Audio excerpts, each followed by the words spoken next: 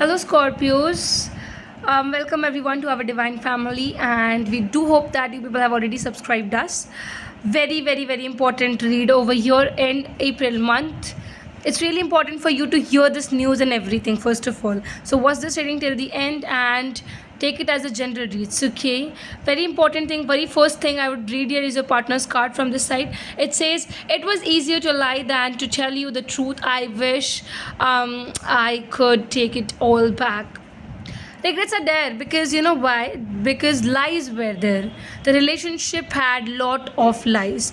Earlier also, Scorpios, I told you that please, please, please, dear, do not lie. Do not keep secretive things. Please try to completely engage yourself into the relationship. Shower your partner with the truthfulness and everything.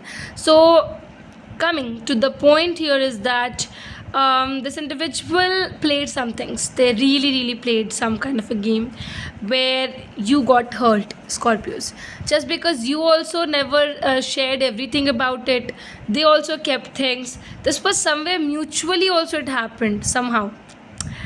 I have to say, your conflicts are gonna seen in the end April month. You will realize a lot of things happening on your way. The conflicts are so much held here that you won't be able to realize the truthness and what is the future. There's no future, guys. Such kind of relationship really has no future, and it will also impact you so mentally that you won't be able to trust any other person again. Even if that person is gonna shower you with the love, you won't be able to allow them in your life. I think that weight to take the action is strongly over here. You have to take action. Universe is guiding you to take action, guys. Please try to clear and figure out what is right and what is wrong. Do not just blindly move into this relationship because it has no future, guys. It has no future, I would say this thing. If they're lying today, they're gonna lie tomorrow. Again that sorry, again that lies. This cycle will never end. Also, I have to say here that the true connection is strongly going to be built between you and your partner, and this true connection needs to be built because twin flame energies are strongly over here.